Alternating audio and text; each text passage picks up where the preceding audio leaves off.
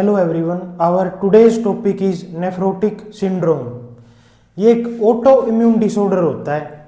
It is characterized by, इसमें mainly चार चीज देखने को मिलती है हमको: मैसिव प्रोटीनयूरिया, हाइपरलिपिडीमिया, हाइपोएल्ब्यूमिनीमिया और oedema. Next one is nephrotic syndrome की पैथोफिजियोलॉजी।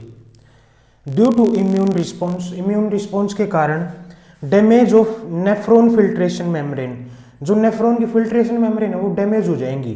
नेफ्रॉन की फिल्ट्रेशन मेम्ब्रेन में तीन चीजें आती है: बेसमेंट मेम्ब्रेन ऑफ ग्लोमेरुलस, जो ग्लोमेरुलस पार्ट है उसकी basement membrane; capillary endothelium, glomerulus में जो कैपिलरीज है उनकी एंडोथेलियम डैमेज होना; और visceral layer of बोमेंस capsule.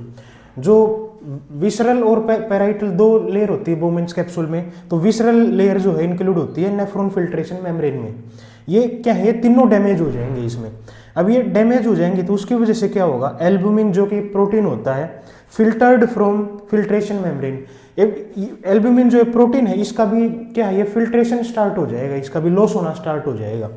Albumin in urine, और यूरिन के थ्रू जो है एल्बुमिन एक्सक्रीट हो जाएगा, जिसकी वजह से इसको बोलते हैं एल्ब्यूमिन यूरिया, या फिर इसी को बोल सकते हैं प्रोटीन यूरिया। अब जब एल्ब्यूमिन यूरिया और प्रोटीन यूरिया होगा तो उससे दो चीजें होंगी।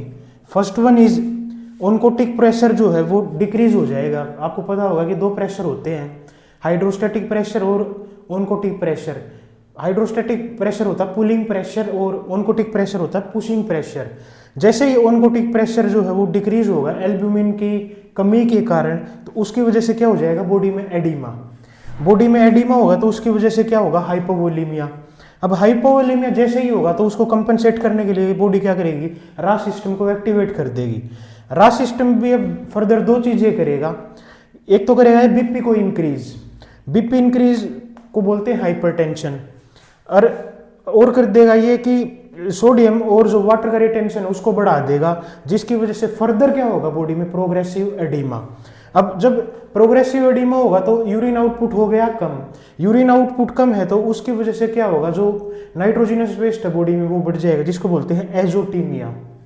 सेकेंड थिंग क्या होगी कि जैसे ही लीवर को पता चलेगा कि जो प्रोटीन है वो हमारी बॉडी में कम है, जैसे कि एल्ब्यूमिन वगैरह, तो लीवर हो जाएगा स्टिमुलेट। वो क्या करेगा, वो इनके प्रोडक्शन को तो बढ़ाएगा जैसे एल्ब्यूमिन के प्रोडक्शन को, साथ में क्या कर देगा, ये जो लाइपोप्रोटीन है उसका भी सिंथेसिस बढ़ा देगा हमारी बॉडी में, जो कि अच्छी बात नहीं है, जिसकी वजह से हो जाएगा हाइपरलिपिडीमिया। अब है इसके क्लिनिकल फीचर्स, और क्लिनिकल फीचर्स में सबसे पहले है एडिमा। एडिमा सबसे पहले हमको देखने को मिलेगा पेरी ऑर्बिटल रीजन में, उसके बाद ये फेशियल एरिया पे एसाइटिस, स्क्रोटल एडिमा, और एक टाइम के बाद ये पूरी बॉडी पे जो है एडिमा शो होगा, जिसको बोलते हैं हम एनासार का होल बॉडी एडिमा। जो इसमें एडिमा देखने को मिलेगा नेफ्रोटिक सिंड्रोम के अंदर, वो देखने को मिलेगा पिटिंग एडिमा। आपको पता है दो प्रकार के एडिमा होते हैं, पिटिंग एडिमा और नॉन पिटिंग एडिमा। अब पिटिंग एडिमा में कुछ स्टेजेस हैं, first stage, second stage, third और फोर्थ। सबसे पहले फर्स्ट स्टेज के अंदर जो है अगर डेंट पड़ेगा वो पड़ेगा 2 mm का, और ये डिसअपियर हो जाएगा। इसकी जो टाइम ड्यूरेशन होगी डिसअपीरियंस की वो होगी 2 से 3 सेकंड के अंदर। नेक्स्ट है सेकंड स्टेज, इसमें डेंट पड़ेगा 4 mm का, और ये डिसअपियर हो जाएगा with in 10 second. Third stage में डेंट पड़ेगा 6 mm का, डिसअपियर हो जाएगा विद इन 6 mm का, और 30 सेकंड में डिसअपियर हो जाएगा। फोर्थ स्टेज 8 mm का डेंट होगा और डिसअपियर हो जाएगा with in a minute. Second है एजोटीमिया, और एजोटीमिया की वजह से बच्चे को होगा इरिटेशन, एंजाइटी और सीजर्स भी आ सकते हैं। Third hypertension, fourth oliguria, fifth weight gain, और सिक्स्थ है क्लाउडी एंड फोमी यूरिन आएगा। नेक्स्ट वन इज डायग्नोसिस, और डायग्नोसिस में सबसे पहले हिस्ट्री कलेक्शन और फिजिकल एग्जामिनेशन। हिस्ट्री कलेक्शन में पता चलेगा कि इधर यूरिन जो क्लाउडी है या फिर फोमी है या नहीं। फिजिकल एग्जामिनेशन में चेक करेंगे oedema. Second is urine routine microscopy, और थर्ड है रीनल बायोप्सी। रीनल बायोप्सी जो है इसमें कंफर्मेटरी टेस्ट रहेगा।